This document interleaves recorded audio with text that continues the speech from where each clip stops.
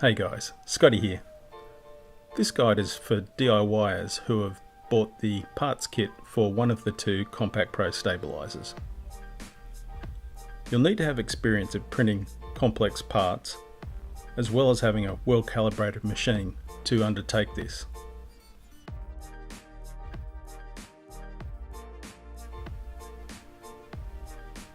Here we have Nyogel 774 grease. This is used in the slideway for the damping cartridge. And this is Unifloor Teflon grease, used for some of the threaded parts.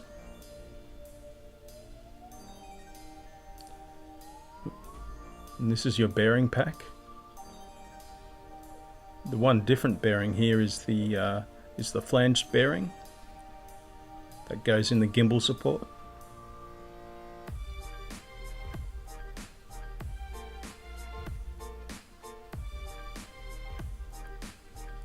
The remaining 8 bearings are all fairly standard miniature bearings with a 6mm bore,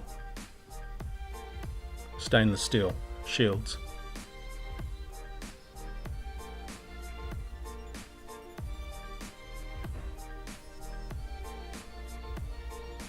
And this is the bolt runner, which is made in polycarbonate. Has a inserted thread inside, and the bottom side has a groove in it. You can see just there, and the top side is flat. And this is the damping cartridge, legendary damping cartridge. It's already pre-filled with 774 VH damping gel, and it's already been pre-threaded as well with an M6 thread.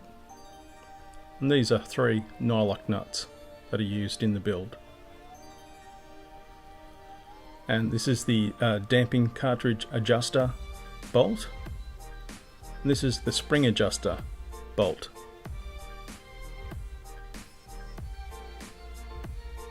And depending on which spring you choose, you get the 371 or the 375.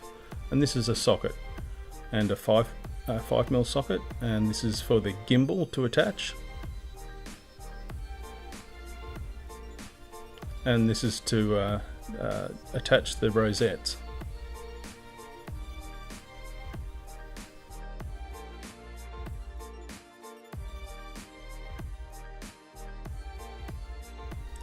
Here we have the additional parts used in the Compact Pro kit. So you get both springs, plus you get all these additional pieces of hardware, and you get an additional 2 rosette adjusters, and an additional Allen key as well, 4mm.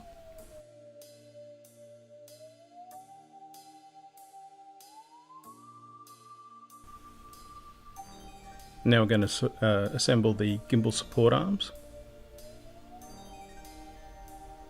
We first take the gimbal attachment knob, and we're going to create a thread by screwing from the top side, which has got a slight recess, all the way through. Alternatively, you could use a 1/4-20 tap to do this.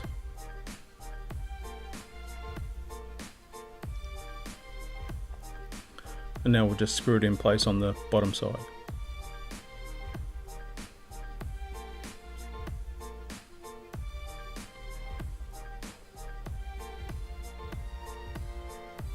Now we're going to take the odd flanged bearing, going to place it into the end here of the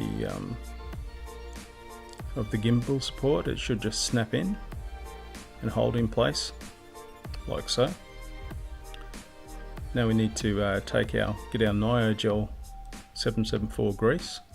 This is specifically formulated for plastics.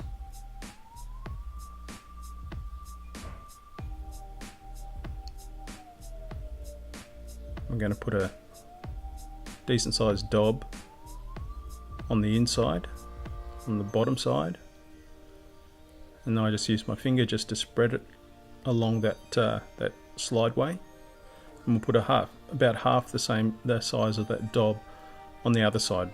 Reason being is that there's only about half the slideway on that side because of the dampening fluid indicator.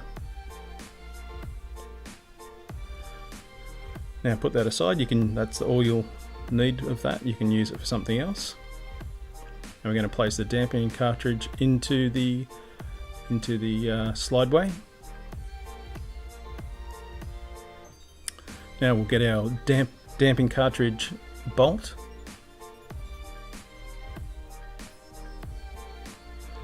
First thing we'll do is use this Unifloor, which is the Teflon impregnated grease, also ideal for plastics and metals. We're going to coat the first, say, half of it, and then with our finger we're just going to work the Teflon into the grooves.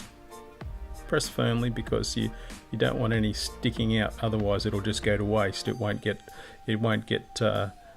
spread between the damping cartridge and the bolt. You don't need very much of this either. The Teflon is very, very slippery stuff. So now we'll take our top arm. We need to slide it onto the damping cartridge there. It's got a slide. We need to make sure it's aligned, otherwise this damping cartridge screw won't actually go in easily.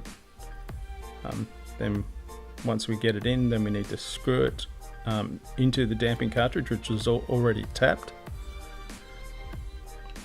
And part of this process is also spreading that Teflon grease on the threads of the inside threads of the damping cartridge.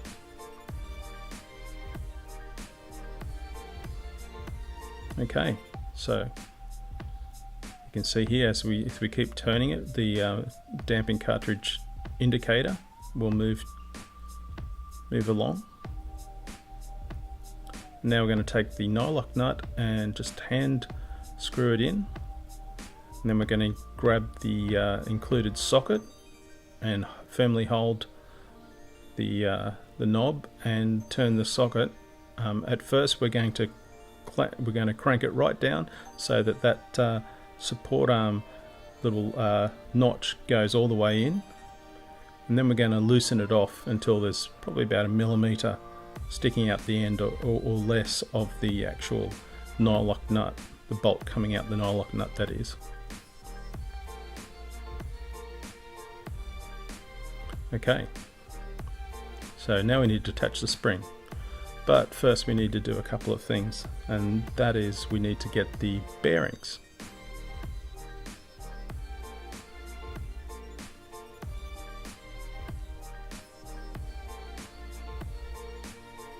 And I use the spring adjuster knob to push the bearings into place because these are friction fit, and this is the reason why you need a well calibrated machine. There's a tolerance of 0.2 millimeter here. Most standard machines should be able to do that, but you'll have to understand your machine to understand what its limitations are before you take on this project. As you can see, it's pretty easy to just push them in.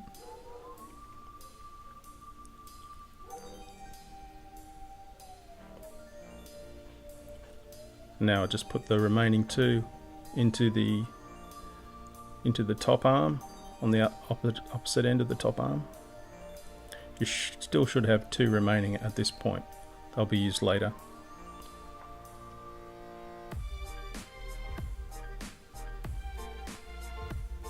Okay, now we're going to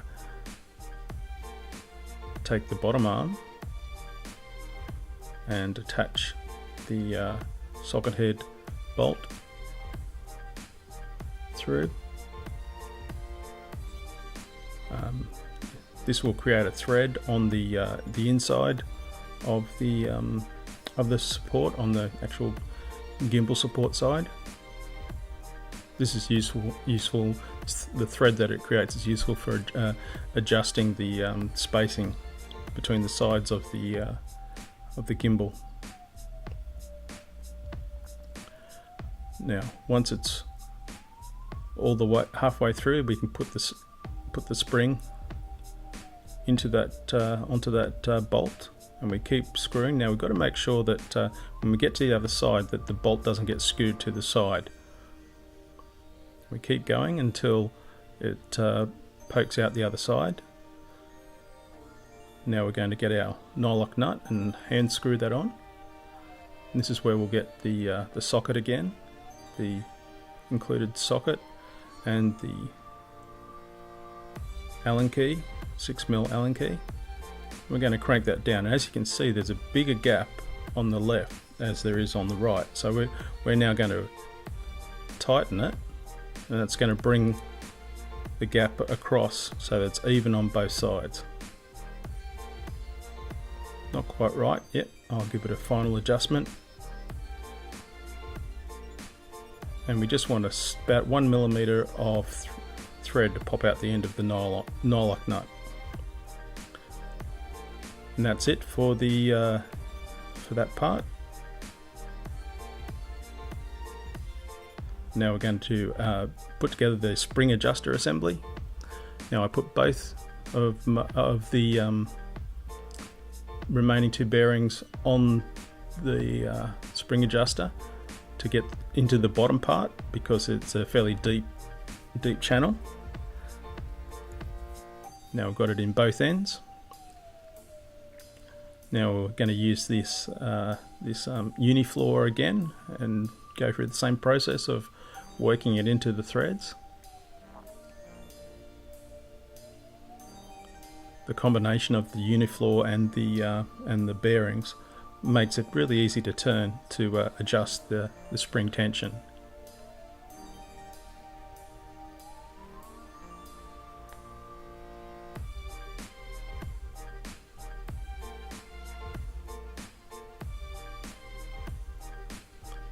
Okay, so that's on now. Now what we'll do is make sure that we have the correct side up, and the groove that you can see there is on the bottom side, and the top side should be flat. I'll hold it in place and we'll start screwing it in. Might be a bit of resistance at first, but as the Teflon starts getting coated on the inside of the bolt runner, you'll find it'll move through much easier. Now we want to add the nylock nut on the bottom and just grab the socket, and we're now going to crank it down until it's firm. We don't want it too tight that it's hard to turn, but we don't want any play, up and down play, along the axis of the bolt. So we adjust it just right. Just make sure that there's no play. If there is play, you'll hear a bit of a knocking noise as it moves when you're using it. Now we're just going to take the bolt runner up to the top and back to the bottom, just to coat the spread that Teflon grease. Keep it at the bottom because this is the low tension side, and that's it. Okay, so now we're going to attach those two parts, the assembly of the gimbal support and the spring adjuster. We'll get our 4 M6 socket head bolts. We'll tighten them in all the way, and we want to leave about 1 millimeter of space between the spring adjuster assembly and the arms. You'll see here as I get close, it's approximately 1 millimeter, give or take a small amount, as long as there's no play there, that's important. Just make sure that it's even. Now, you can see now it's pretty close, and it needs to spin freely.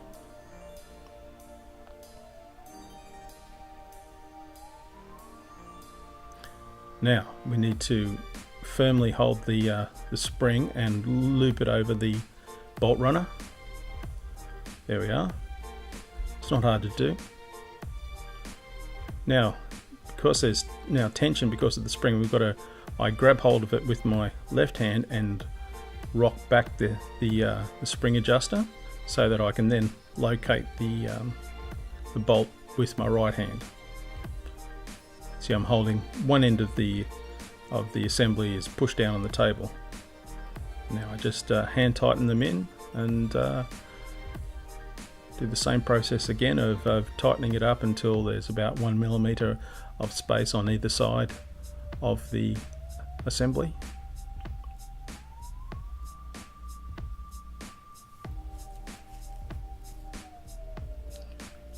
That's it, it's all working nice and smooth. It's very quiet. There should be virtually no noise coming from the assembly at this point. Now we're going to attach the connecting arm. We'll get our rosette adjusters. That's the two knobs you can see there, and our stainless steel bolts that we'll push through, making sure that the head of the bolt actually goes nicely into the hole, as you can see here. So we're going to make sure it lines up and then push it through. Get it into position. This is for the standard upright position. Most people would use this the majority of the time. Now we're going to use the final rosette adjuster with the bolt to add our single handle onto the bottom.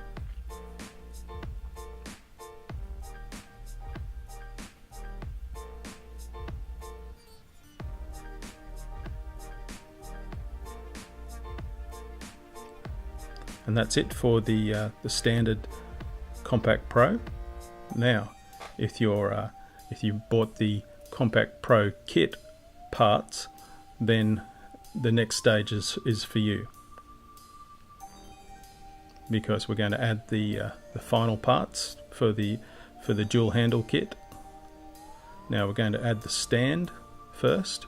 Now these are M5 screws, and people who bought the dual handle kit, they'll also have the 4mm socket. Now you're going to be creating your own thread using the bolt. If you do have a M5 an M5 tap, then you can do it that way as well. But this works perfectly adequately.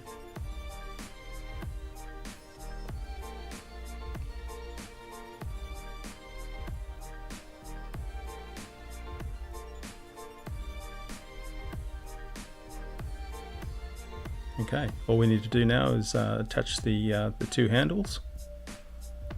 Once again, we're making sure that the stainless steel bolt lines up, the head lines up properly as we push it through.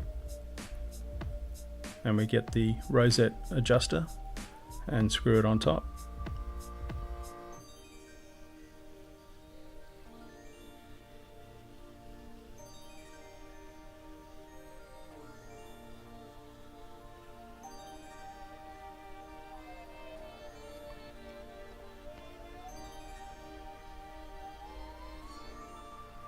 There we have it. All you need to do now is attach that to your take the single handle off the off your previous assembly and attach it to that point there.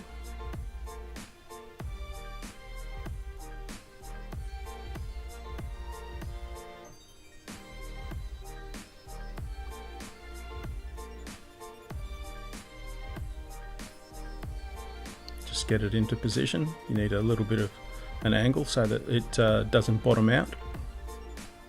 And that's it. Congratulations. Well done.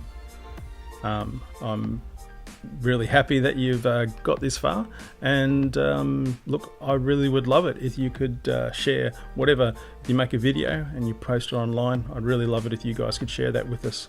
So send through a link if you do. Appreciate it. All right guys, see you next time. Bye.